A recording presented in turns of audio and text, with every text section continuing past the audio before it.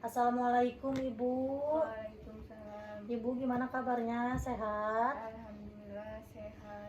Ya baik Ibu. Di sini saya akan menjelaskan tentang seputaran ASI ya Bu ya, dan cara menyusui yang benar ya Bu ya. Ya. Baik Ibu, yang pertama di sini ada sempurnanya ASI. Ibu sudah lihat di sini? Ya. Ini ada sempurnanya ASI. Kenapa ASI begitu sempurna? Yang pertama, ASI mengandung berbagai macam nutrisi seperti vitamin, mineral, terus zat besi, protein, zat antibodi yang kesemuanya sudah dalam kadar tingkat dan seimbang gitu kan. ASI bagi bayi mudah dicerna dalam sistem pencernaan bayi ya Bu ya. Dan yang kedua, adanya kolostrum. Kolostrum itu antibodi dalam kolostrum bermanfaat untuk melindungi terhadap infeksi dan alergi. Terus sel darah putih untuk melindungi terhadap infeksi juga. Pencahar bermanfaat untuk membersihkan mekonium, membantu mencegah bayi kuning atau icterus. Faktor-faktor pertumbuhan membantu usus berkembang lebih sempurna, mencegah alergi dan keadaan tidak tahan atau intoleransi ya Bu ya. Vitamin A untuk mengurangi keparahan infeksi, mencegah penyakit mata juga gitu kan. Dan yang di sini dan ketiga, Montgomery glands, yaitu bulatan-bulatan kecil menonjol di area areola Ibu yang seperti ini ya Bu ya. Tuh. Ada gerat-geratan kecil Ibu, bintik-bintik seperti areola ya Bu ya. Di sini yaitu ketika bayi baru lahir, ASI yang diproduksi belum berlimpah. Hal ini menyesuaikan dengan ukuran lambung bayi yang masih berukuran seperti buah ceri gitu kan. Seperti buah ceri ya Bu ya. Termasuk ketika cuaca sedang panas,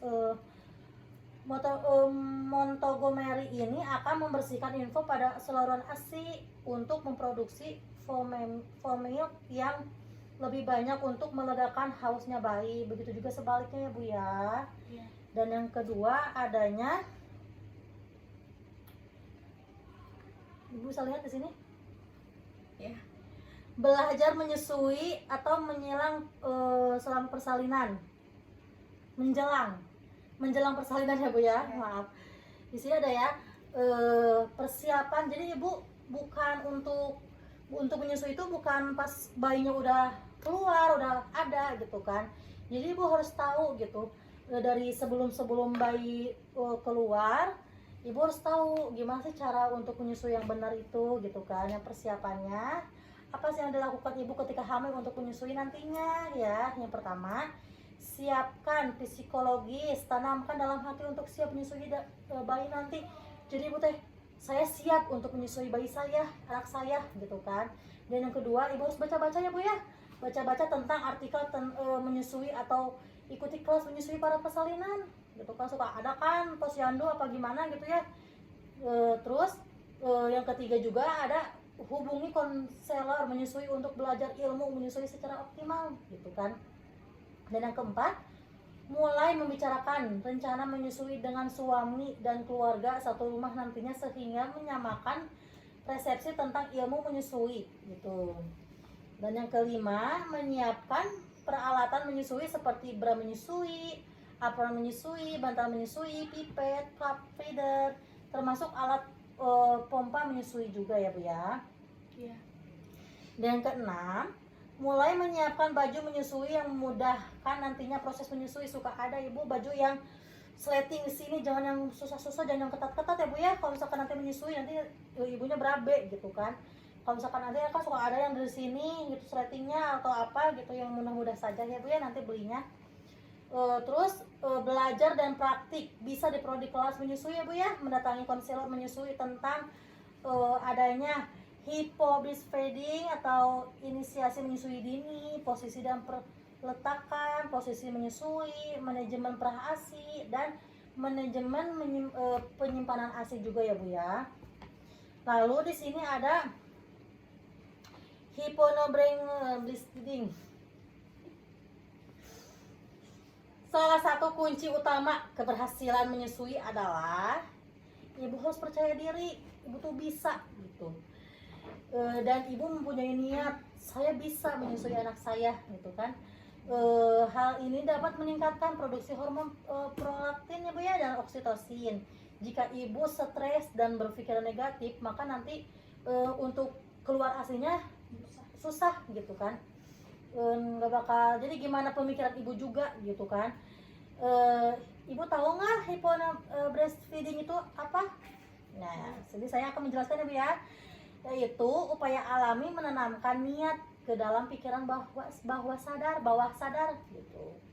Ibu niat gitu kan untuk menghasilkan ASI yang cukup untuk kepentingan bayi gitu.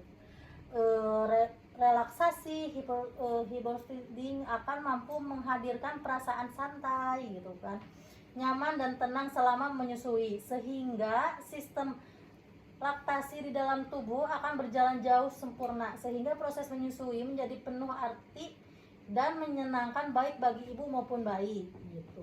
Caranya dengan memasukkan kalimat atau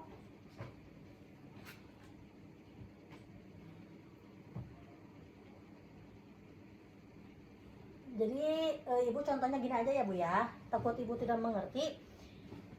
Bahwa ibu tuh nanti kalau misalkan ingin menyusui eksklusif, jadi ibu teh harus mempunyai niat yang bagus juga, gak boleh berpikir yang ih ASI saya sedikit, saya nggak bisa menyusui gitu kan, nanti itu berdampak loh Bu. Jadi ibu harus berpikir yang bagus-bagus ya Bu ya nantinya, nggak boleh yang berpikir yang jelek-jelek juga nggak boleh gitu.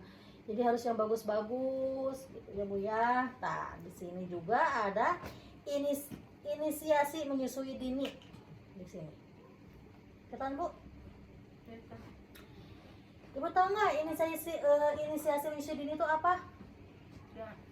Tahu ya Bu ya. Jadi yaitu proses memberikan bayi dengan nalurinya sendiri dapat menyusui segera dalam 1 jam pertama setelah lahir. Nanti gitu kan, setelah ibu melahirkan bayinya, jelang 1 jam nanti ibu harus bisa ngituin ASI untuk ke bayinya ya Bu ya, bersama dan kontak kulit antara bayi dengan kulit ibunya. Bayi dibiarkan setidaknya selama 1 jam di dada ibu gitu. Nah di dada ibu nanti kan kalau misalkan ngelahirin teh sama bidannya juga langsung ke ini ya Bu ya. Ya gitu. Berikut manfaat yang diperoleh saat ibu melakukan sentuhan dan hisapan payudara ibu, mendorong keluarnya oksitosin, menyebabkan kontraksi uterus, membantu keluarnya plasenta atau mencegah perdarahan ya Bu ya. Terus yang kedua ada menstimulasi hormon lain yang menyebabkan ibu merasa aman dan nyaman sehingga ASI keluar dengan lancar. Yang saya tadi jelaskan ya Bu ya, harus nyaman gitu kan, berpikir yang bagus-bagus ya Bu ya. Dan yang ketiga membuat ibu semakin percaya diri, percaya bahwa ibu bisa gitu kan untuk menyusui dedenya ya Bu ya nantinya. Dan bagi bayi juga yang pertama, bersentuhan dengan ibu memberikan kehangatan, ketenangan sehingga napas dan denyut jantung bayi menjadi teratur gitu. Jadi ibu nanti jangan panik, jangan gimana-gimana, agar si dedenya juga nggak panik gitu kan, santai, ada kehangatan dari ibunya gitu. Yang kedua, memberikan rangsangan ke otak ibu untuk memproduksi ASI lebih cepat. Sentuhan dan rangsangan isapan bayi akan membantu merangsang hormon produksi ASI gitu. Yang saya sudah tadi jelaskan ya Bu ya. Baik. Jadi ibu cara menyusui itu nih kayak gini ya Bu ya. Dada bayi tertempel di perut kita ya Bu ya. Posisinya seperti ini. Kelihatan Bu? Nah lalu jadi jangan putingnya aja ibu yang dikasih sama dede itu nanti akan mengakibatkan puting lecet, kebanyakan seperti itu ya Bu ya.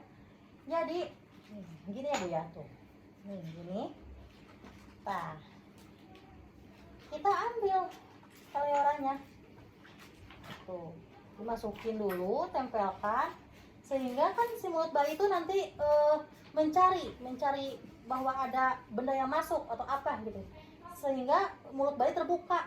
Nah ASI dia seperti ini gitu, ini ya seperti itu ya Bu ya. Baik, adalah di sini ada menyusui awal ya Bu ya, menyusui awal, yaitu menyusui awal. Kesusahanmu dan kelelahanmu dalam melewati awal menyusui akan dirindukan pada saatnya nanti. Jadi bersabarlah ibu gitu kan, dan ibu harus bahagia gitu kan. Karena sejatinya ibu sudah dibekali dengan kemampuan untuk mengasih ASI gitu. Jadi ibu bahagia, terus sabar gitu ya, harus kayak gitu.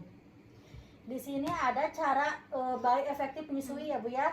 Bayi tampak tenang, terus badan bayi menempel pada perut ibu yang tadi saya jelaskan ya Bu ya. Telinga dan lengan bayi letak pada satu garis lurus. Gini. Lurus ya Bu ya. Tuh. Mulut bayi terbuka lebar, dagu bayi menempel pada payudara seperti yang tadi saya jelaskan, seperti ini. Nih. Tuh kasih dia. Tempelkan dulu ke eleornya Bu ya, langsung ke putingnya biar tidak mengakibatkan lecet ya Bu ya. Kayak gini. Terus sebagian areola masuk ke dalam mulut bayi. Tuh. Kepala agak menengah seperti ini, kepala tuh. Ini ya Bu ya. Terus bayi tampak kuat menghisap, kuat dengan irama perlahan. Perlahan-perlahan nanti bayi juga akan menghisap ya Bu ya. Puting susu tidak nyeri nantinya di saat ibu menyusuinya dengan benar gitu. Jangan sampai nanti putingnya ada yang disusuin gitu. Jadi harus sekarang udah tahu ya Bu ya. Terus di sini ada praktik posisi menyusui ya Bu ya.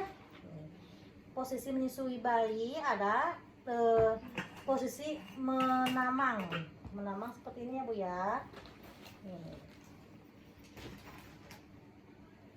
Seperti ini ya Bu ya. Dan yang kedua ada posisi menyilang. Menyilang itu seperti ini.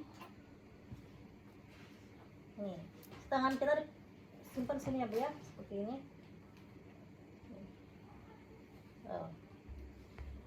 Dan yang ketiga ada posisi tiduran menyamping. Ibu bisa menyamping ya Bu ya. Relaksasi aja gitu ya, menyamping sambil tiduran gini gitu. Nah, seperti ini ya Bu ya, seperti yang digambar ini. Gitu. Dan yang keempat ada posisi menyempit. Menyempit itu seperti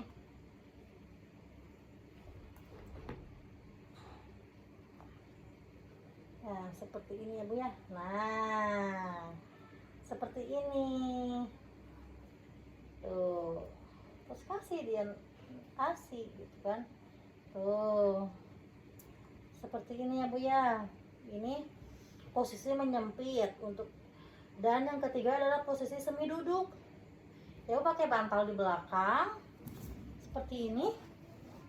Di belakang. Ini aja ya Bu ya. Semi duduk. Jadi bangun enggak ini enggak, semi duduk pakai bantal ya biar nyaman ibunya ya. Ya baik.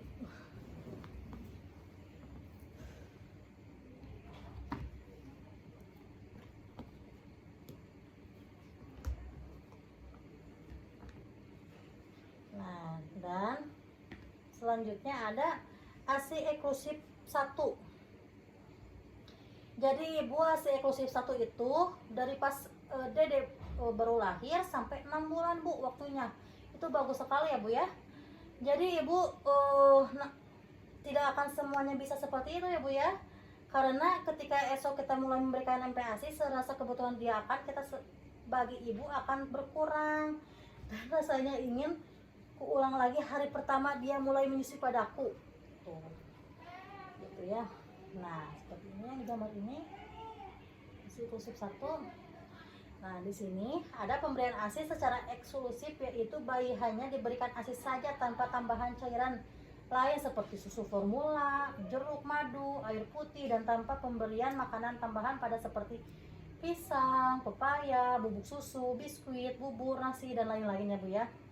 Nah, di sini ASI eksklusif selama 6 bulan pertama kehidupan menyusui harus dimulai segera dalam 1 jam setelah melahirkan. Seperti yang tadi jelaskan ya tadi ya. Di sini menyusui harus on demand gitu ya. Sering yang diinginkan baik siang dan malam, menghindari botol atau dot gitu ya Bu. Dampak yang ditimbulkan jika bayi tidak mendapat ASI eksklusif yaitu Yang pertama, bayi akan memiliki resiko kematian karena diare 3,94 kali lebih besar dibandingkan bayi yang memperoleh hasil eksklusif ya Bu ya. Dan yang kedua, bayi yang diberikan susu formula lebih sering mengalami diare dibandingkan bayi ASI eksklusif. Dan yang ketiga, tingkat kematian bayi berkurang pada bayi yang diberikan ASI. Dan yang keempat, bayi yang tidak memperoleh zat kekebalan tubuh dan tidak mendapatkan makanan yang bergizi tinggi serta berkualitas dapat menyebabkan bayi mudah mengalami sakit dan mengakibatkan pertumbuhan dan perkembangan kecerdasannya terhambat. Dan yang kelima, ibu yang tidak memberikan ASI eksklusif beresiko mengalami retensi berat badan postpartum, artinya berat badan ibu yang menyusui ASI eksklusif akan turun gitu ya Bu ya. Nah, di sini ada eksklusif 2 ya Bu ya. Untuk menjaga keberlangsungan menyusui hingga 6 bulan tentunya tidak bersederhana. Ibu perlu mengetahui bagaimana cara menjaga volume ASI tetap terjaga dan menghindari masalah-masalah menyusui yang mungkin timbul gitu. Yang pertama, rutin mengosongkan payudara 2-3 jam sekali ya Bu ya. Baik secara menyusu langsung ataupun perah jika berjauhan dengan si dedenya gitu. Jadi ibu bisa di saat ibu mau bekerja atau mau kemana, ibu bisa memperah ASI gitu ya Bu ya. Biar dedenya minum ASI juga gitu, enggak yang pakai formula atau apa gitu kan. Dan yang kedua, menyusui payudara di satu payudara hingga terasa kosong dan baik kenyang. Lanjutkan dengan perah payudara tidak disusukan, simpan ASI di kulkas ya Bu ya. Jika dedenya sudah menyusu terus ini masih ada, perah aja ya Bu, nanti simpan aja di kulkas gitu. Jika ibu berjauhan dengan bayi, baik bekerja atau berpergian, waktu untuk mengosongkan payudara sesuai seperti biasa bayi menyusui ya Bu ya, per 2-3 jam memerah ASI dan kebutuhan ASInya juga gitu. Nah, di sini ada tanda bayi cukup ASI dan memerah ASI ya Bu ya. Nih, di sini. Yang pertama, tanda bayi cukup ASI. Bayi cukup tidak asupan ASI dapat dilihat dari kenaikan berat badan bayi per bulannya cukup gitu ya. Biasanya usia 0-3 bulan itu adalah 750 sampai 900 ya Bu ya, per gram per bulan tuh. Terus yang kedua, 3-6 bulan 500 sampai 600 per gram gitu, dan seterusnya ya, meningkat gitu kan. Dan yang kedua, payudara terasa kosong setelah menyusui gitu kan. BAK 4-6 kali per hari dan BAB-nya. Bayi aktif dan tidak rewel, tidak tampak lapar gitu. Memerah ASI diperlukan oleh semua ibu menyusui, baik untuk meningkatkan ASI ataupun menjaga volume ASI. Baik itu bekerja di luar rumah ataupun ibu bekerja di rumah, memerah untuk menjaga asupan ASI cukup dengan melakukan perah pada sesi menyusui payudara yang tidak disusukan kurang lebih 10 menit selama dengan durasi bayi menyusui ya Bu ya. Nah, di sini yang terakhir adalah masalah-masalah menyusui. Tuh kan, banyak di sini masalah-masalah yang menyusui ya Bu ya. Nah, menyusui banyak tata caranya ya Bu ya, tapi ada banyak solusinya juga gitu. Seperti yang lecet pasti ada solusinya gitu kan. Di sini puting lecet terjadi biasanya pada awal-awal ibu menyusui karena posisi dan peletakan bayi keliru. Karena dengan posisi dan peletakan yang benar ya Bu ya, bayi menghisap areola bukan puting gitu. Jadi si pinggir-pinggirnya aja gitu yang dihisap sama bayinya, bukan putingnya. Terus payudara bengkak atau diakibatkan pengosongan payudara yang tidak optimal, lakukan kompres hangat ya Bu ya. Kemudian spray sedikit lalu masukkan dengan ini ya Bu ya. Ini kan gini kan si ASI itu keluar ya Bu ya. Nah, ini langsung diolesin gitu kan. Gitu. Ketiga, ASI sedikit atau banyak tidak akan diketahui secara pasti ya Bu ya. Indikator yang tepat adalah tanda bayi kecukupan ASI dilihat dari kenaikan BB bayi, frekuensi menyusu dan BAK dan BAB-nya juga, serta bayi aktif dan tidak rewel. Terus di sini ada oversupply ASI atau aliran ASI deras dapat mengakibatkan bayi tersedak atau tidak nyaman karena menyusui sehingga rewel. Dan gelisah ini terjadi karena volume ASI yang banyak. Posisikan bayi lebih tinggi daripada payudara sehingga ibu bisa lebih mengendalikan proses menyusui. Nah, seperti ini ya Bu ya. Lebih tinggi gitu kan. Dan jari tengah menjepit areola. Jadi seperti ini Bu dijepitnya. Nah, dijepit agar tidak tersedak bayinya gitu. Seperti ini. Gitu kan. Lalu pakai teknik mengunting, yaitu dari telunjuk dari jengah ya, seperti yang tadi ya, untuk membantu membatasi aliran ASI yang keluar. Baik Ibu, di sini saya sudah menjelaskan tentang cara untuk menyusui yang benar. Itu apakah ada yang ditanyakan Ibu? Tidak. Baik, Ibu terima kasih untuk waktunya Ibu ya. Mohon maaf kalau misalkan sudah menolong. Baik Ibu, Assalamualaikum.